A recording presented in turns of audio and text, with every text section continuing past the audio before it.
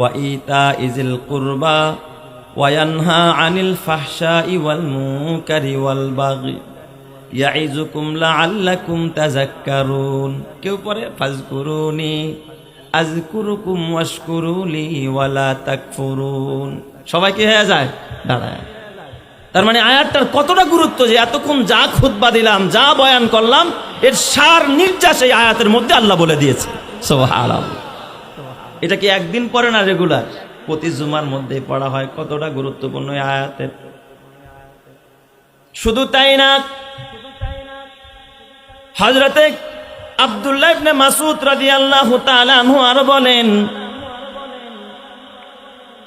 রহমাতে আলম নবীর কাছে একবার মক্কার বড় কাফেরদের লিডার, এই বড় একজন কাফেরদের লিডার, তার নাম হলো ওয়ালিদ ইবনে মুগীরা। কাফেরদের লিডারের নাম কি? ওয়ালিদ বিন মুগীরা। এই ওয়ালিদ ইবনে মুগীরা আমার নবীর কাছে আসলেন। আমার নবীর কাছে এসে কয়, মোহাম্মদ তুমি এটা কি শুরু করলা? সব জায়গায় খালি প্যাচ লাগাও বাপ ছেলের মধ্যে, ভাই ভাইয়ের মধ্যে। আগে আমরা সবাই একই ধর্ম, একই দেবতার পূজা করতাম, লাত মানাত উজ্জা হুবলের, এটাই তো ভালো ছিল। তুমি আইসা এখন এক খোদার কথা কও, লা ইলাহা ইল্লাল্লাহর দাওয়াত দাও। ও মোহাম্মদ, এখন তো বাবা ছেলের মধ্যে মহব্বত নাই, ভাই ভাইয়ের মধ্যে মহব্বত নাই। কারণ বাবা কালিমা পড়ছে, ছেলে পড়ে নাই, ছেলে কালিমা পড়ছে, বাবা পড়ে নাই, স্বামী পড়ছে, স্ত্রী পড়ে নাই। যেই ঘরে একজন মুসলমান আর একজন অমুসলিম, ওই ঘরের মধ্যে বলেন তো পরস্পরের মধ্যে মতভেদ আছে না নাই? তো ওয়ালিদ ইবনে মুগীরা কয়, মোহাম্মদ এগুলো তুমি কি শুরু করলো? এই মোহাম্মদ, আচ্ছা তুমি বলো তো তোমার আসল মিশনটা কি, তুমি কি চাও? কাফেরদের লিডার ওয়ালিদ ইবনে মুগীরা ডাক দিয়া বলে, মোহাম্মদ যদি তুমি নেতৃত্ব চাও আমাকে বলো। আমি মক্কার একজন বড় সর্দার, আমি একজন পাহলওয়ান, আমি তোমাকে মক্কার নেতৃত্ব দিয়ে দিব। তুমি কি সুন্দরী রমণী চাও? মক্কার ভিতরে কোনো সুন্দরী রমণীকে বিয়ে করতে চাও? আমি ওয়ালিদ ইবনে মুগীরাকে বলো, আমি সেটাও ব্যবস্থা করে দিব। ও মোহাম্মদ, তুমি কি নেতৃত্ব চাও, নেতা হতে চাও, কোন পদ পদবীর চেয়ারে বসতে চাও? মোহাম্মদ আমাকে বলো, আমি তোমাকে সেটাও ব্যবস্থা করে দেব। তারপরও এই কাজ বন্ধ করে দাও। আমাদের লাত মানাত উজ্জা হুবল, আমাদের দেব দেবীর বিরুদ্ধে কথা বলা বন্ধ করে দাও। তুমি যে এক আল্লাহর দিকে ডাকো, এই দাওয়াতি কাজ বন্ধ করে দাও। মোহাম্মদ এইগুলো করার দরকার নাই। এইগুলো কেন করো? এইগুলো কি চাও? আমার নবী যে ডাক দিয়া বলে, ও চাচা ওয়ালিদ ইবনে মুগীরা, আপনি তো জানেন না আমি নেতৃত্ব চাই না, সুন্দরী নারী চাই না, আমি কোনো সম্পদ চাই না। কয় তাইলে তুমি এইগুলো কেন প্রচার করো, এইগুলো কেন বলো? আমার নবী ডাক দেখা, চাচা এইগুলো আমি বলি না, এইগুলো আমাকে একজনে বলায়, চিল্লায় বলতে হবে তিনি কে? আরো জোরে বলতে হবে তিনি কে? আলহামদুলিমান কদ্দারা খাইরাও ওয়া কবালা, আলহামদুলিমান কদ্দারা খাইরাও ওয়া কবালা, ওয়াশকুরু লিমান সাওয়ারা হুসনাও ওয়া জামালা, লা জিদ্দা ওয়ালা নিদ্দা ওয়ালা হাদ্দা লিমাওলা, আল আনা কামা কানা ওয়ালাম ইয়ালকা জাওয়ালা, লা ক্বাবলা ওয়ালা বা'দা ওয়ালা ওয়াক্তা জামানা, লা হাজিবা ওয়ালা মানিআ লিল্লাহি তাআলা, লা তুশরিক ফিল্লাহি ওয়ালা রব্বা সিওয়াহু, লা ওয়ালিদা ওয়ালা ওয়ালাদা ওয়ালা উম্মা লা খালা, ফারদুন সামাদুন আন সিফাতিল খালকি বারিয়ু, রব্বুন আজালিয়ুন খালাকাল খালকা কামালা। জোরে জোরে কন্না আল্লাহু আকবার। তো কি বলে তোমার আল্লাহ, কি বলে?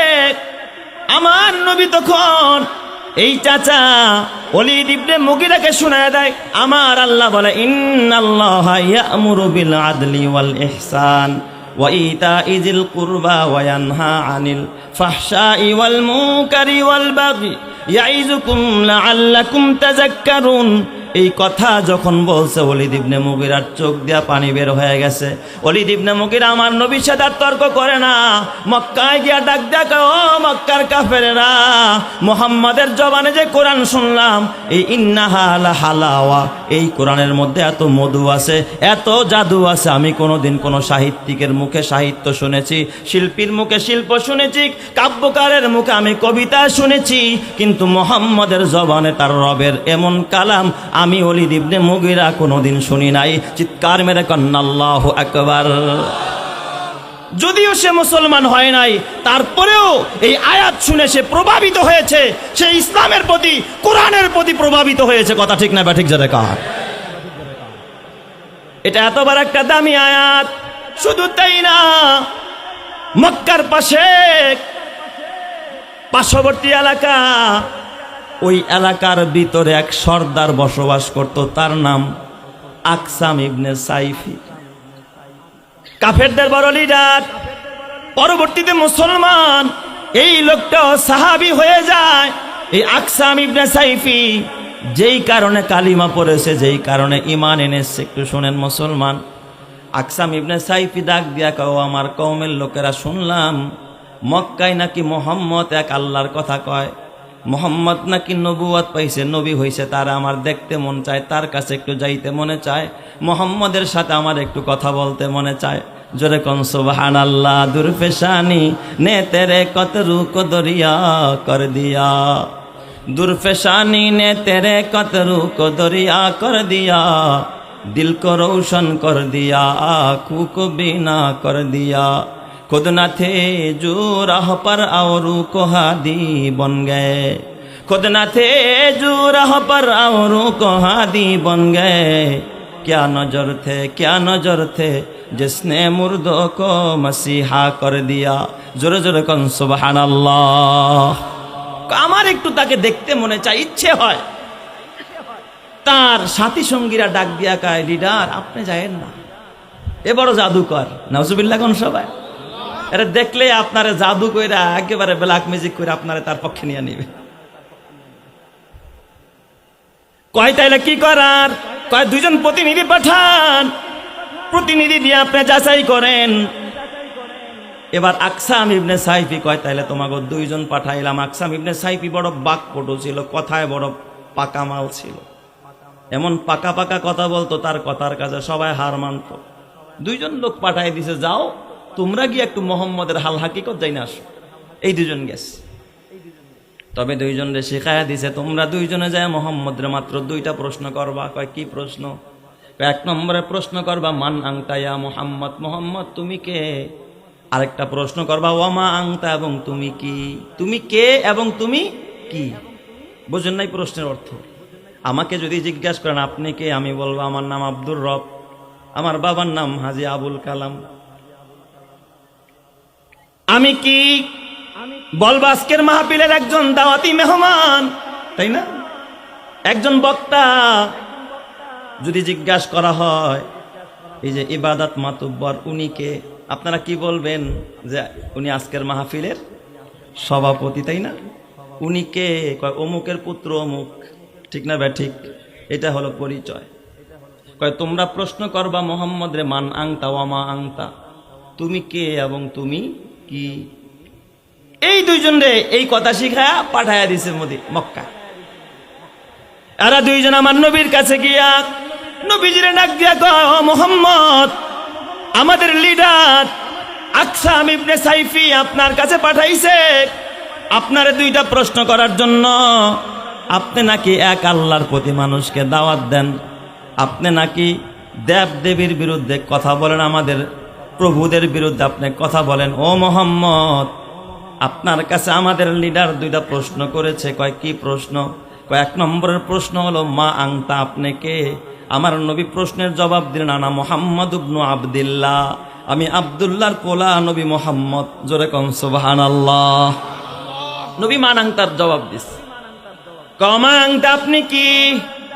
কয় আনা আব্দুল্লাহি ওয়া রাসূলুহু, আমি আল্লাহর গোলাম এবং আল্লাহর রসুল। এই প্রশ্নের জবাব দেয়া দিছে।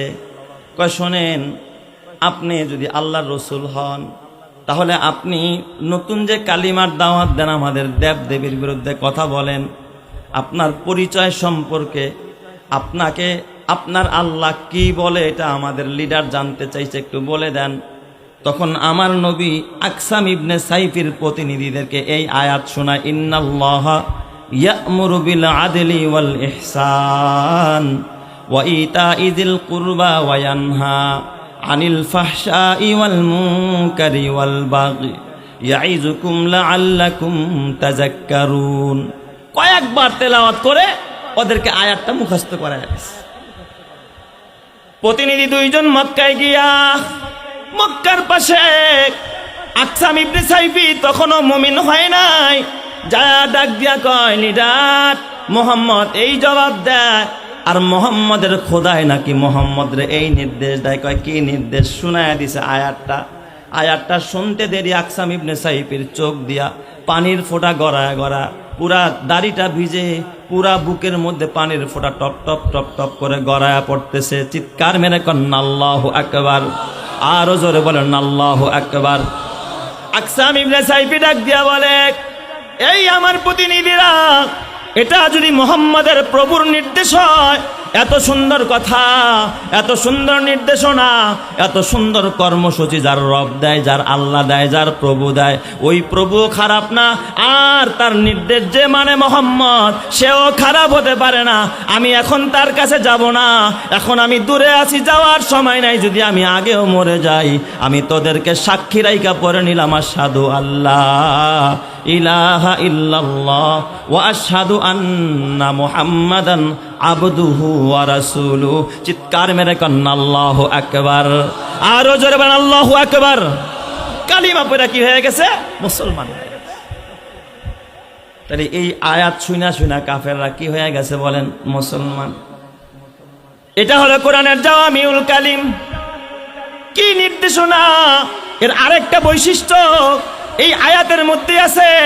লাস্টে আল্লাহ তাআলা বলেন, ইয়াইযুকুম লাআল্লাকুম, আল্লাহ তাআলা বলেন ইয়াইযুকুম, আমি তোমাদেরকে ওয়াজ করতেছি যাতে করে তোমরা উপদেশ গ্রহণ করতে পারো। এই যে আমরা নাম দিছি ওয়াজ মাহফিল, এই ওয়াজ কিন্তু ইয়াইযুকুম লাআল্লাকুম তাযাক্কারুন থেকে আসছে। যে এই যে আল্লাহ বলে আমি তোমাদেরকে ওয়াজ করলাম, আল্লাহ কোরআনের কোথাও বলে না এটা আমি ওয়াজ করলাম। এই 6টা ঘোষণা দেওয়ার পর আল্লাহ তাআলা বলে আমি আল্লাহ কিন্তু এটা ওয়াজ করলাম। হাফিজুর রহমান সিদ্দিক সাহেবও কিন্তু ওয়াজ করে, আমিও ওয়াজ করি, মসজিদের খতিব সাহেবও ওয়াজ করে, আমার আল্লাহ ওয়াজ করে। আল্লাহ যে ওয়াজ করছে তার ওয়াজ হলো এই 6টা নির্দেশনা। সুবহানাল্লাহ জোরে কোন সবাই। আল্লাহ নিজেই বলেছে ইয়াইযুকুম, আমি কিন্তু ওয়াজ করলাম তোমাদেরকে। কেন? কয়লা আল্লাকুম তাযাক্কারুন, অবশ্যই তোমরা এই ওয়াজ থেকে উপদেশ গ্রহণ করবা, অবশ্যই তোমরা উপদেশ গ্রহণ করবা। তোমরা যদি উপদেশ গ্রহণ করতে পারো, আমি আল্লাহ তোমাদের প্রতি রাজি আর খুশি হইয়া আমি আল্লাহ তোমাদেরকে জান্নাতের দরজা খুলে দিব। জোরে কন্না সুবহানাল্লাহ। জান্নাতের দুয়ার খুলবেন যিনি, তিনি কে? আল্লাহ। তাহলে এই 6টা কর্মসূচি আমরা মানতে রাজি তো ইনশাআল্লাহ? কারা কারা মানবেন না একটু হাত উঠান তো। এই যে এরা মানবো না আর কি, ও বুঝে নাই, না বুঝে নাই, নতুন শ্রোতা, নতুন আর কি, না নতুন আসছে আর কি। আচ্ছা, এটা বুঝে শুনে আমল করবেন কারা কারা, তারা একটু হাত তোলেন তো দেখি। নারায়ে তাকবীর, নারায়ে তাকবীর। আল্লাহ কবুল করো জোরে কান আমিন। আমি সংক্ষেপে শুধু তর্জমা করে শেষ করব, কারণ পুরো তাফসীর করার সুযোগ আমার হাতে নাই। তবে 6টা বিষয়ের মধ্যে 3টা বিষয় আল্লাহ তাআলা করতে বলছে, আল্লাহ নির্দেশ করছে করার জন্য, আর 3টা বিষয়কে আল্লাহ তাআলা ছাড়তে বলছে, করতে আল্লাহ তাআলা নিষেধ করেছে। 3টা হলো করবেন আর 3টা হলো ছাড়বেন। আল্লাহ তাআলা বলে ইন্নাল্লাহা ইয়া'মুরু বিল আদল, নিশ্চয় আল্লাহ তোমাদেরকে ইনসাফ করার নির্দেশ দেয়, ইনসাফ আদলের নির্দেশ দিয়েছে আল্লাহ। ইনসাফ কাকে বলা হয়? ন্যায় সঙ্গত বন্টন, ভাগ বাটোয়ারা অথবা ন্যায় বিচার। আদলের অর্থ হলো মাঝামাঝি করা, সমান সমান করা, কম বেশি না করা।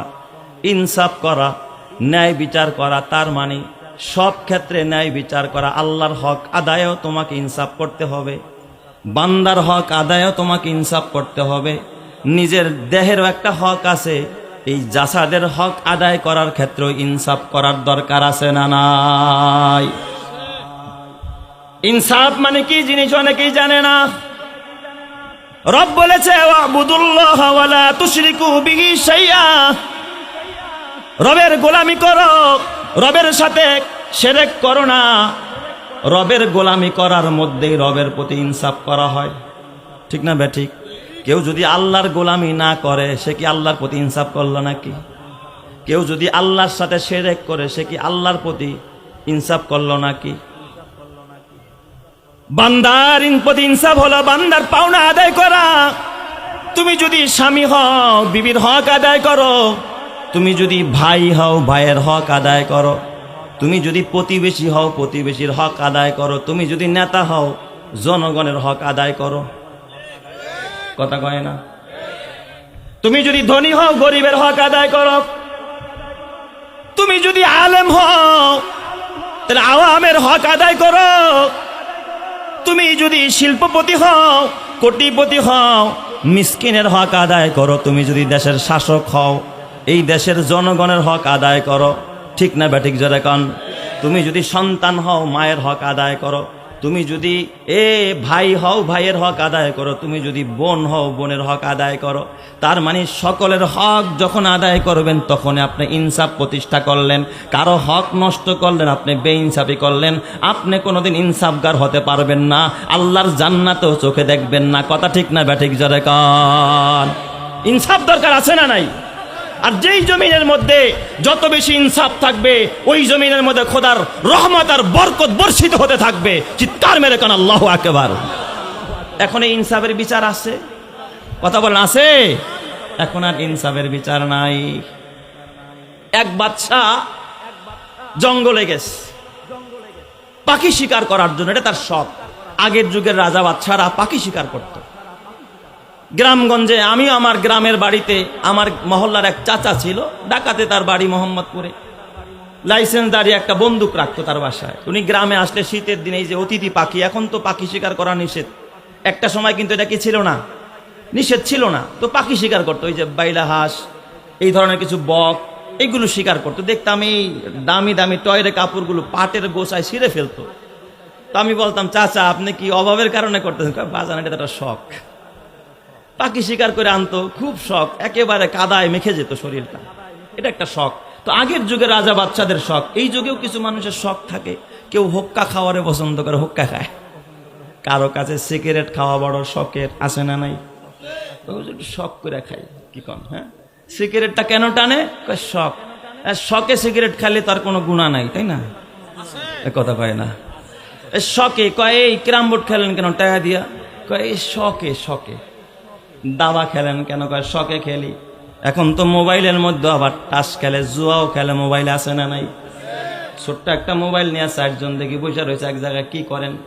তো আমার এদিকে বন্ধ করে মোবাইল, এখন ইউটিউবের মধ্যে ঢুকা কয় হুজুর একটা ভিডিও দেখতেছি, এই যে জায়গার মধ্যে বসে জুয়া খেলে, কয়টা শখ। ওই বাচ্চা,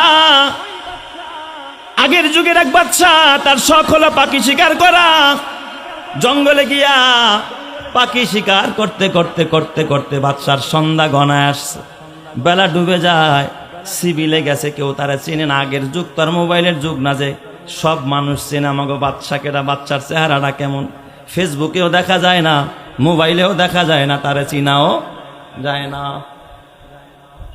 বাচ্চার এবার সন্ধ্যা গণেশ, বাচ্চা কয় হায় হায়, শখের বশীভূত হয়ে আজকে বাগানে ঢুকলাম, সন্ধ্যার পর তো হিংস্ররা আমাদেরকে আক্রমণ চালাইতে পারে, তাইলে বাসায় ফেরবো না।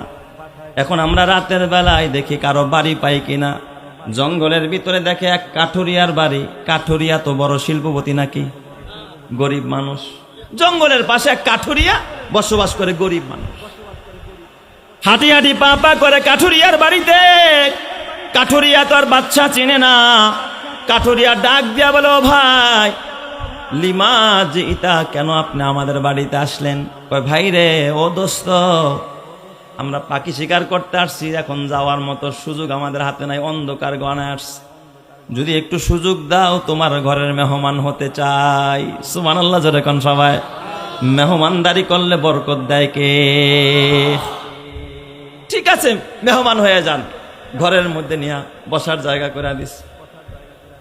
কাঠুরিয়া আবার গাবি পালতো, গাবি। সন্ধ্যার পর কাঠুরিয়ার গাবিগুলো জঙ্গল থেকে ঘাস খায়া খায়া যখন কাঠুরিয়ার গরুগুলো আর গাবিগুলো যখন গোয়াল ঘরে ঢুকতেছে, এই দৃশ্যগুলো বাদশা আবার অবলোকন করছে। সন্ধ্যার পরে ওই গোয়াল ঘরে ডুইকা কাঠুরিয়া মেহমানদের জন্য দুধ দহন করতেছে। এবার বাদশা তাকায় দেখে, হায় হায়, একটা গাবি, ছোট্ট একটা গাবি, ছোট্ট একটা স্তন দেখা যায়, কিন্তু যেই পরিমাণ দুধ দহন করতেছে মনে হয় যেন একটা গাবির থেকে 10টা গাবিতে যেই পরিমাণ দুধ হয়, একটা গাবিতে যদি 5 কেজি পরিমাণ দুধ হতে পারে, ওই গাবি থেকে সে একসাথে 50 কেজি দুধ নামাইছে। চিৎকার মেরে কন্যা আল্লাহু আকবার। বলেন তো বরকতের মালিক যিনি, তিনি কে? আল্লাহ পারে কি পারে না? বাদশা কয়, এত ছোট একটা গাবি আর এতই দুধ হলো, এই গাবি তো এই কাঠুরিয়ার ঘরে মানায় না, এটা আমি বাদশার ঘরে মানায়। কারণ আমি বাদশার ঘরে জনগণ বেশি, আমার লোক বেশি, এমন একটা গাবি আমার ঘরে মানায়, কাঠুরিয়ার ঘরে মানায় না, তাহলে গাবিটা তো নিয়ে যাওয়া দরকার। নজর লাগছে, নজর। এই রকমের বাবা বলেন তো শিয়াল মার্খা নজর আমাদের সমাজেরও কিছু মানুষের মধ্যে আছে না নাই? আরো জোরে বলেন, আছে না নাই? কিন্তু চিন্তা করে, দুধ টুধ খাওয়াই যেমন চিন্তা করে, আজকে আইলাম খাইলাম, এখন যদি এই মুহূর্তে নিয়ে যাই তাতে আল্লাহকে কি হবে? ডাইরেক্ট বেঈমানি হবে, নিমুখারামি হবে। এখন নিব না, আর একদিন আইসা একটা কৌশলে নিয়ে যাব, এই গাবিটা আমার বাসায় নিয়ে যাব। এই দিক দিয়া যখন বাসায় চলে যায়, কয়েকদিন পর এবার আবার ওই বাদশা, তার ভিতরে লোভ জাগছে, ওই গাবি তার রাজ দরবারে আনবে। কিন্তু আজকে আর পাখি শিকার না, আজকে তার উদ্দেশ্য খারাপ। কি আনতে যাবে? ইচ্ছা করে এই সন্ধ্যা বানায় ফেলছে। আবার কাঠুরিয়ার বাড়িতে ঢুকছে, ডাক দেয়া বলে, কাঠুরিয়া ভাই, ওই দিন কথা আপ্যায়ন করলে আজকেও তোমার বাসায় থাকতে চাই। আসেন ভাই, বসেন, দোস্ত আমার বসেন, মেহমানদারি করবো। আজকেও গাবিগুলো যখন ঘাস খায়া যখন আবার গোয়াল ঘরে ঢুকছে, আজকে গাবি দহন করতে যায়, তাকায় দেখে গাবির স্তনটা শুকায়া গেছে। এবার যত টানতেছে দুধ হয় না। যেই গাবিতে 50 কেজি দুধ হইতো, ওই গাবিতে এখন 1 কেজি দুধও বের হয় না। এবার ওই বাদশার মাথার মধ্যে মাথাটা হেড হয়ে গেল। ঘটনাটা কি? ওই দিন দেখলাম 50 কেজি, আর আজকে 1 কেজিও হয় না, একজনও খাইতে পারবে না। এমন ব্যবধান কেন? বৈষম্যতা কেন? বুঝতে পারলাম না। কাঠুরিয়াকে ডাক দেয়া বলে, ও কাঠুরিয়া ভাই, এটা কি তোমার ওই দিনের গাবি? কয়, হা হা। কয়, ওই দিন তো দেখলাম এত দুধ হইল, আজকে কেন দুধ কম? এবার কাঠুরিয়া ডাক দিয়া বলে, ও দোস্ত আমার মনে হয় দেশের বাদশা এখন জুলুম করা আরম্ভ করে দিচ্ছে। দেশের বাদশা এখন বেইনসাফি আরম্ভ করছে। ইনসাফ করে না, কারণ দেশের শাসক যখন বেইনসাফি করে, দেশের শাসকের ভিতরে যখন ইনসাফ থাকে না জমিনের, তখন বরকত থাকে না।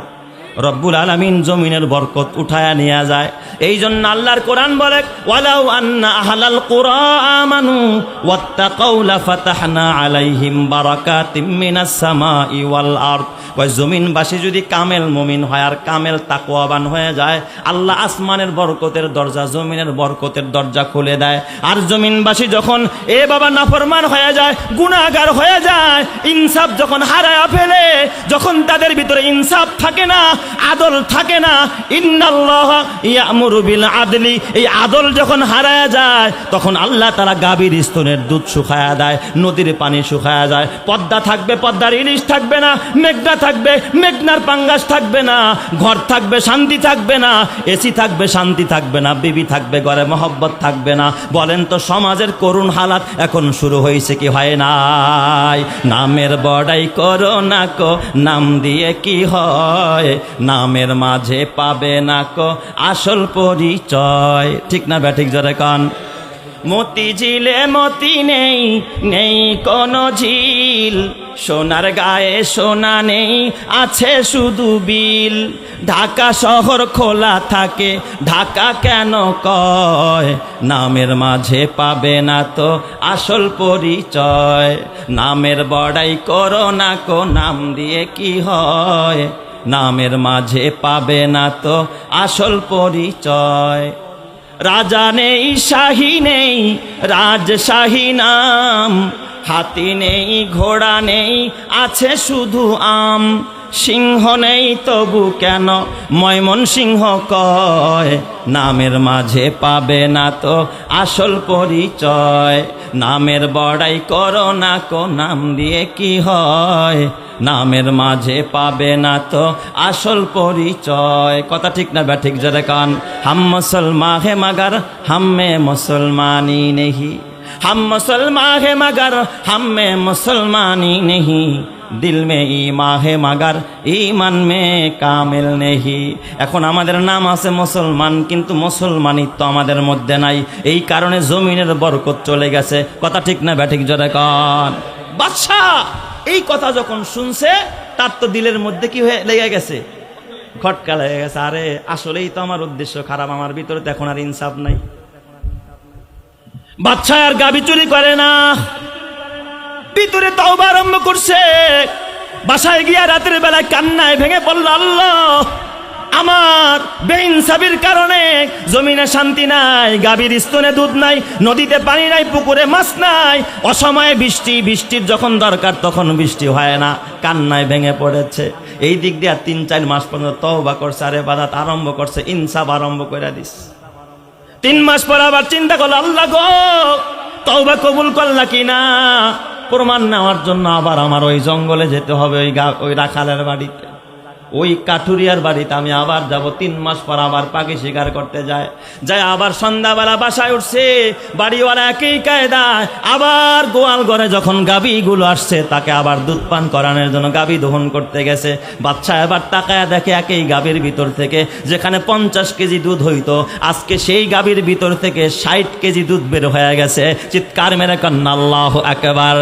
ঈমানের পথে অবিচল থেকে আমার মরণ যেন হয়, তোমারই কাছে মিনতি আমার, তোমারই কাছে মিনতি আমার, মহামহিম দয়াময়।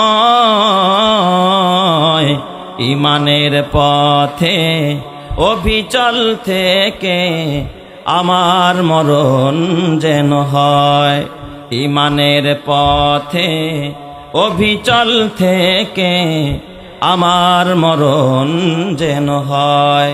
প্রতিদিন মিথ্যের মুখোমুখি হয়, বেদিন ফাসেকেরা করে হইচই, আজাজিল এসে গোমরাহি সুর গানে করে তুলে মোহময়। ঈমানের পথে অবিচল থেকে আমার মরণ যেন হয়, তোমারই কাছে মিনতি আমার, মহামহিম দয়াময়। ঈমানের পথে অবিচল থেকে আমার মরণ যেন হয়, ঈমানের পথে অবিচল থেকে আমার মরণ যেন হয়। চিল্লায় বলেন আমিন। হয় নাই, আরো জোরে বলেন না আমিন। তাহলে জমিনে বরকত পাইতে হলে ইনসাফের দরকার আছে না নাই? শুধুমাত্র কি নেতারাই ইনসাফ করবে না, জনতারও ইনসাফ দরকার, সকলেরই কি দরকার? ইনসাফ দরকার। ইন্নাল্লাহা ইয়া'মুরু বিল আদল ওয়াল ইহসান, ইহসান করা দরকার। ইহসান মানে পর উপকার। এক ভাই আরেক ভাইয়ের উপকার করব না ক্ষতি করব।